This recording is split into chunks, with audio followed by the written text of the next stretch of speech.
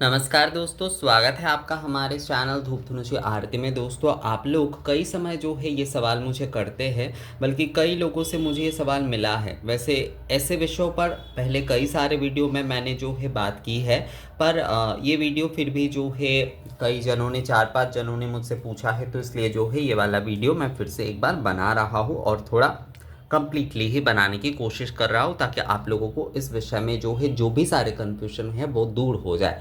तो सवाल कई समय आप लोगों का ये रहता है कि दादा, ये शंख और घंटी के ध्वनि में से ओमकार ध्वनि कौन सा है, यानी कि शंख ध्वनि को ओमकार कह सकते हैं या फिर जो है हम घंटी को ओमकार ध्वनि कह सकते हैं। तो पहली बात देखिए, दोनों ही जो है ओमकार स्वरूप ध्वनि कहा गया है। शंख ध्वनि को भी जो है ओमकार ध्वनि कहा गया है और घंटी को भी जो है, घंटा ध्वनि को भी जो है ओमकार स्वरूप सर्ववाद्य मय ध्वनि कहा गया है। अर्थात जो है अगर आप कोई और वाद्य का प्रयोग करके जो है पूजन आदि नहीं कर पा रहे हैं, तो आप घंटी का, केवल मात्र घंटी जो है अपने बाएं हाथ में बजाते हुए ही जो है आप अपने सर्व कार्य जो है वो आप कर सकते हैं। और शंख ध्वनि जो है, देखिए शंख जो होता है ना, वो हमें नेचुरली मिलता है, तो इसलिए शंख ध्वनि को बहुत इम्पोर्टेंस ज़्यादा दिया गया है। अब देखिए, ये हमारे शास्त्रों में चाहे या फिर जो है हमारे कई सारे विधान आदि, जिसमें भी जो है ना शंख को लेकर कई सारे विधान हैं कि शंख को ऐसे रखना चाहिए, शंख को ऐसे करना चाहिए, शंख को ऐसे नहीं छूना चाहिए, शंख को ऐसे बजाना चाहिए, शंख को ये बजाएंगे। तो शंख को लेकर जो है ना कई सारे हमारे विधान आदि इसलिए है क्योंकि शंख जो है ये हमें प्राकृतिक तौर पर मिलता है, समुद्र से जो है, समुद्र देव से जो है प्राकृतिक तौर पर जो है शंख हमें मिल रहा है। और घंटी आदि जो है ये सारे बनाने पड़ते हैं, अर्थात जो है ये बर्तन कला आदि के एक विषय है। पर शंख जो है एक नेचुरल साउंड है। शंख को जैसे ही आप जो है समुद्र गर्भ से बाहर करते हुए जो है आप जो है उसके कटिंग किए जाते हैं। देखिए, मुख का जो अंश होता है, सभी शंख का ही कटिंग किए जाते हैं, तो वो कटिंग जैसे ही किए जाते हैं वो वाले नेचुरल शंख का ही, तो वो बजने लगते हैं। तो इसलिए शंख अगर पूजा के सारे वाद्य में से देखे जाए तो शंख जो है वो सबसे नेचुरल होता है, सबसे नेचुरल यानी कि सबसे प्राकृतिक अगर वाद्य कहा जाए तो वो शंख होता है। तो इसलिए जो है शंख को बहुत ज़्यादा इम्पोर्टेंट दिया गया है, ओमकार ध्वनि के साथ उसे जोड़ा गया है।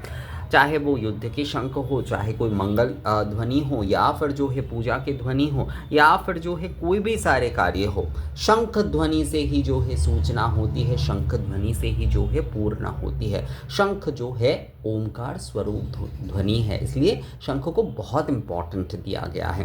कहा जाता है कि बीजात्मक ध्वनि है। बीजात्मक मतलब जो है जिस देवता की आप पूजन कर रहे हैं, अगर उनके बीज आपको नहीं पता है तो उनके स्मरण करते हुए जो है अगर आप शंख बजाते हैं 3 बार, तो वो बीजात्मक ध्वनि होता है। तो शंख जो है कई प्रकार से जो है बहुत समृद्ध है, क्योंकि ये प्राकृतिक तौर पर हमें मिल रहा है। पर अगर आप लोग पूछे कि पूजा में क्या बजाना सबसे ज़्यादा सही है, देखिए अगर मेरे व्यक्तिगत तौर पर कहे तो मैं आपको शंख की ही विषय में कहूँगा, क्योंकि शंख प्राकृतिक तौर पर है। पर अगर जो है हम शास्त्र विषय की बात करें तो शास्त्र विषय में जो है दोनों को ही जो है सेम इम्पोर्टेंट दिया गया है। घंटा को भी जो है, यानी कि घंटी को भी जो है सर्ववाद्यमय कहा गया है, और शंख को भी जो है परम ध्वनि ओमकार ध्वनि कहा गया है।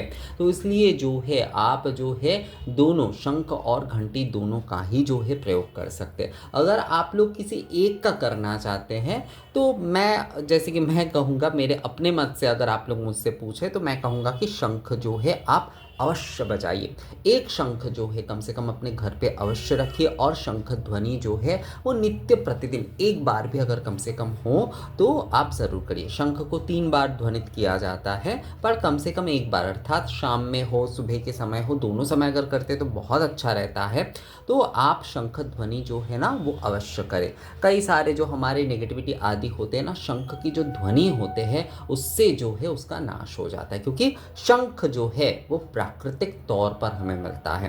प्राकृतिक तौर पर ही जो है शंख हमें मिल रहा है और इसीलिए जो है शंख को बहुत ज़्यादा इम्पोर्टेंट हमारे हिंदू धर्म में दिया गया है।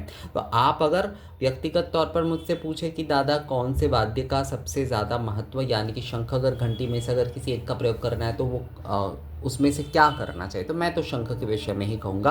पर शास्त्र के नियम के अनुसार जो है दोनों ही जो है, घंटा भी जो है वो सर्ववाद्यमय ध्वनि है और शंख जो है वो ओमकार ध्वनि है, परम ध्वनि है। तो इसलिए जो है शंख और घंटी दोनों का ही जो है आप पूजन में जो है ना आप प्रयोग कर सकते हैं। और अगर दोनों ही करते हैं तो बहुत उत्तम है। और जैसे कि मैंने आपको कहा कि शंख जो है प्राकृतिक तौर पर हमें मिलता है। शंख ही जो है एक ऐसी वाद्य है पूजा की जो कि प्राकृतिक तौर पर समुद्र से हमें, समुद्र गर्भ से हमें मिल रहा है, परम शुद्ध है और परम ध्वनि भी कहा जाता है। इसलिए शंख ध्वनि को जो है, तो आप अगर शंख ध्वनि करते हैं नित्य प्रतिदिन और अपने विशेष पूजा आदि में, तो वो अवश्य रूप से जो है वो एक विशेष, यानी कि वो अवश्य रूप से वो जो एक